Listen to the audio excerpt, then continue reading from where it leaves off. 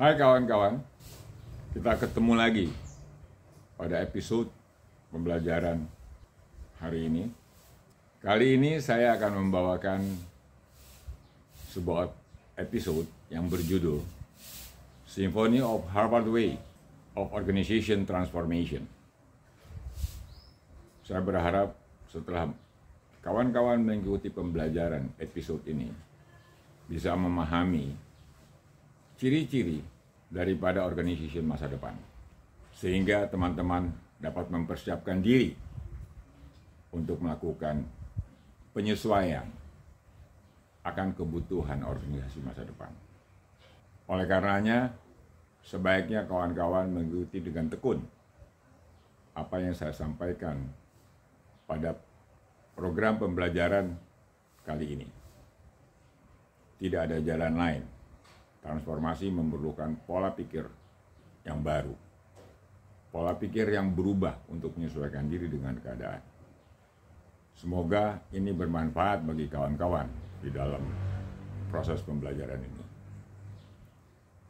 Seperti biasa, sumber program pembelajaran kami selalu berbasiskan kepada praktek-praktek terbaik atau yang disebut dengan practice knowledge yang telah diterapkan di banyak perusahaan dan di banyak belahan dunia. Semua pembelajaran terbaik tersebut biasanya terbukukan dalam dua sumber ilmu pengetahuan yang kami coba pelajari selama ini, yang berasal dari University of Harvard di Amerika dan juga MIT atau Massachusetts Institute of Technology, karena keduanya memang adalah universitas yang mengikuti perkembangan, perubahan di belahan dunia manapun atau secara global. Kami memang selalu merujuk kepada dua majalah yang diterbitkan oleh kedua universitas tersebut, yaitu pertama adalah Harvard Business Review, kemudian yang kedua adalah MIT Sloan Management Magazine. Semoga dengan sumber pengetahuan yang kredibel ini, kami dapat menyuguhkan kepada kawan-kawan pengetahuan best practice dalam menerapkan pengetahuan di masa depan. Pada saat ini, dunia mulai menghadapi sebuah kenyataan di era pasca pandemi, yang mana sebelumnya selama masa pandemi kita cukup menderita akibat virus yang berkembang secara global. Nah,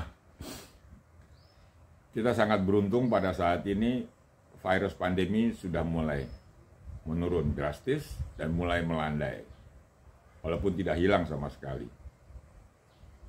Karena pada dasarnya virus itu tetap ada di dunia, walaupun efek pengerusakannya itu menjadi jauh lebih ringan. Sehingga mungkin di masa datang virus yang dinamakan COVID-19 itu akan dirasakan oleh umat manusia itu sebagai sebuah influenza yang biasa kita hadapi setiap kali. Baiklah kawan-kawan, kita coba lihat bagaimana sih keadaan kita setelah masa pasca pandemi atau post pandemi. Pada slide ini kami menyuguhkan yang disebut dengan Pandemic and Disruption Cost Transformation. Jadi organisasi pada saat ini harus menghadapi kenyataan bahwa mendapatkan tekanan yang cukup signifikan dari virus COVID-19. Selama 2 tahun, sekarang COVID-19 telah berubah menjadi SARS-CoV-2. Karena memang pada dasarnya COVID-19 itu bermutasi dengan berbagai macam varian, walaupun gejala sakitnya itu menjadi lebih ringan. Di samping hal-hal akibat virus tersebut, kita juga menghadapi tekanan di dalam kehidupan.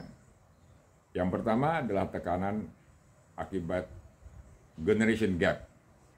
Kita sangat merasakan pada saat ini bahwa generation baby boomers atau yang disebut dengan generation kolonial oleh banyak pihak secara berkelakar, itu harus menghadapi kenyataan dengan berhadapan dengan generation milenial yang terdiri daripada generation X, kelahiran 90, kemudian Y generation atau generasi Y, kelahiran tahun 2000, dan pada saat ini kita juga dihadapkan dengan Z generation atau generation Z.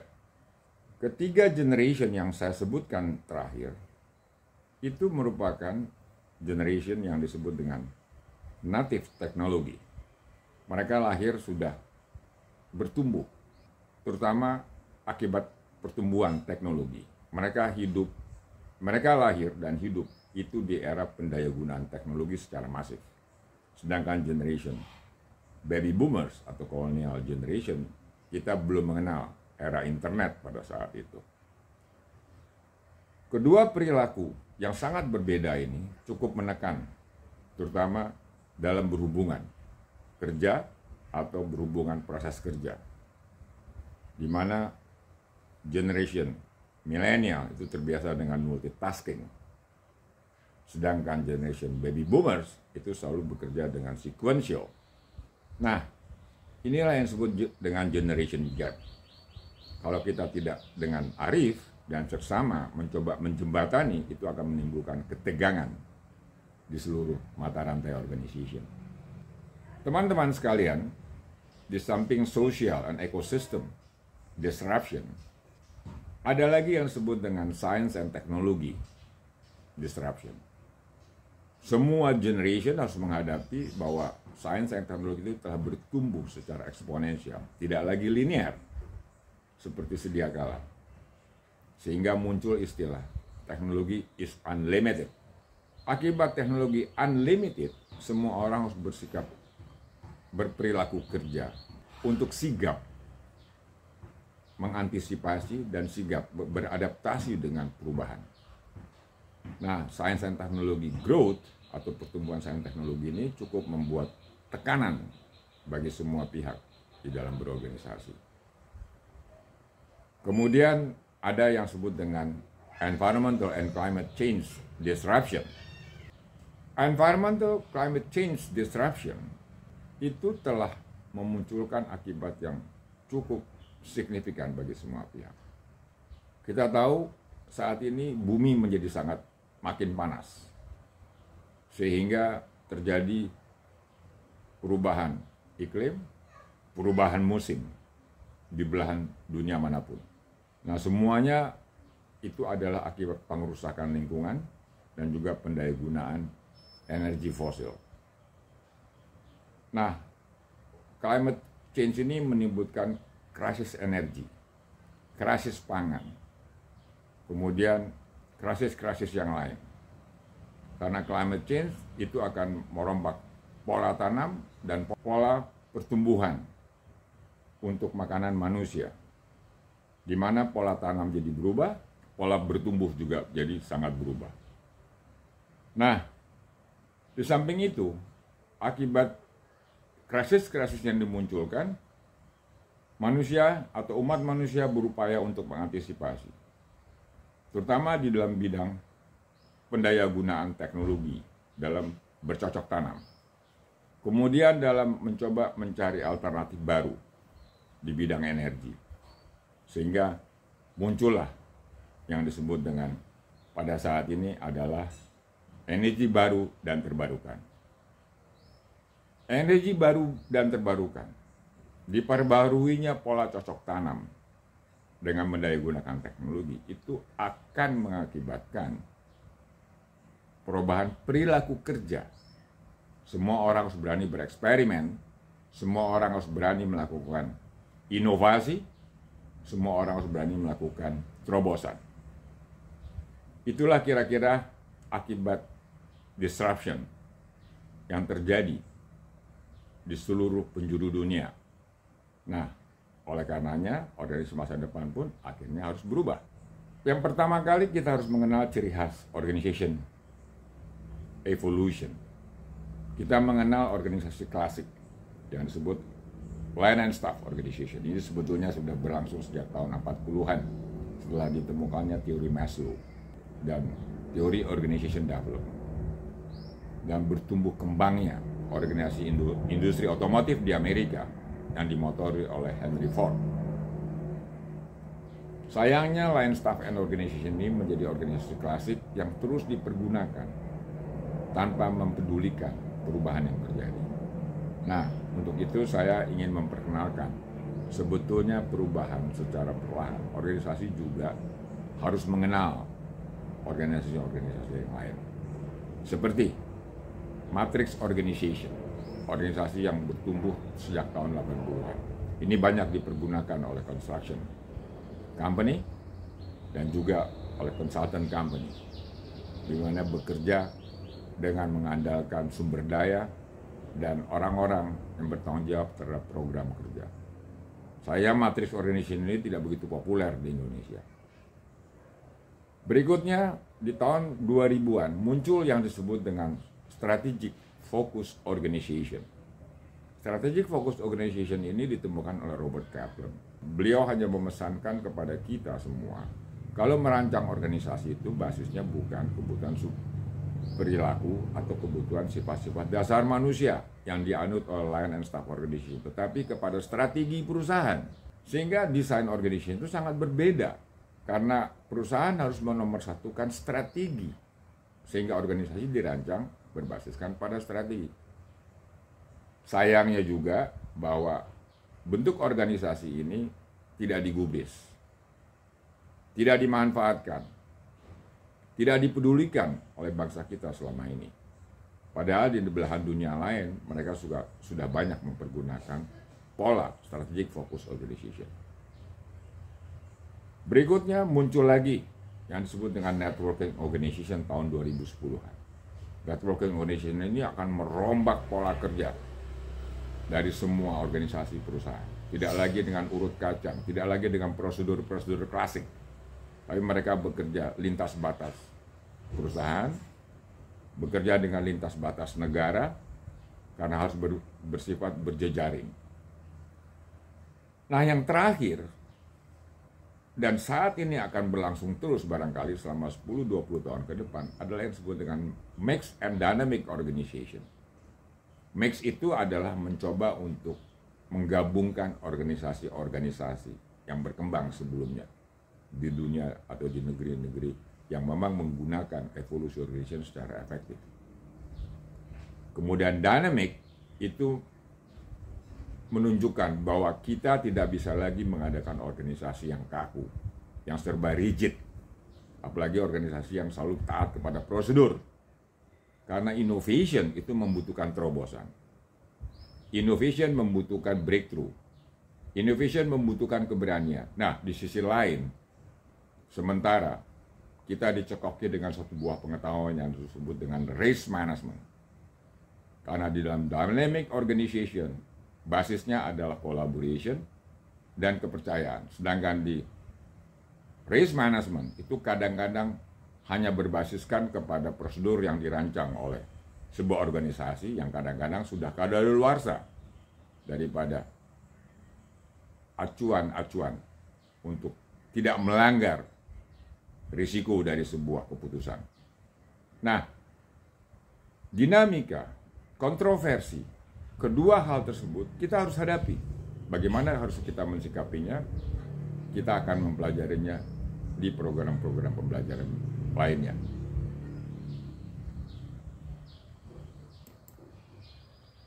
Ciri khas yang lain daripada organisasi masa depan itu adalah slimmer atau lebih ramping. Organisasi masa depan itu tidak berkasta-kasta, tidak terkotak-kotak. Kemudian lebih gesit atau agile, sehingga tidak lagi orang bekerja dengan sebuah kaidah bahwa ini tidak boleh, itu tidak boleh. Padahal bekerja itu harus serba fleksibel. Seorang bawahan bisa kontak langsung dengan direktur utamanya. Kalau dulu, begitu ada seorang bawahan, taruhlah itu kepala seksi, tidak bisa berhubungan direktur utama. Karena jabatan-jabatan di atasnya akan selalu mengatakan, itu tidak boleh, atau kata-kata yang sudah diungkapkan adalah, kok kami tidak tahu. Nah, inilah yang akan membuat kita lebih dituntut untuk bekerja dengan lebih gesit. Kemudian faster atau lebih cepat. Segala pengambilan keputusan harus bersifat lebih cepat dan ada di lapangan, bukan ada di boardroom atau di ruang keputusan direksi. Nah, sehingga pola-pola kerja yang sifatnya memang fleksibel, yang lebih gesit dan lebih mengandalkan kepada memenuhi kebutuhan konsumen itu menjadi utama. Sehingga terjadilah yang disebut dengan organisasi yang tidak birokrasi atau less birokrasi. Less hierarki atau tidak hierarki. Kemudian cross border, organisasi yang melampaui batas. Kemudian borderless, kadang-kadang organisasi tanpa batas.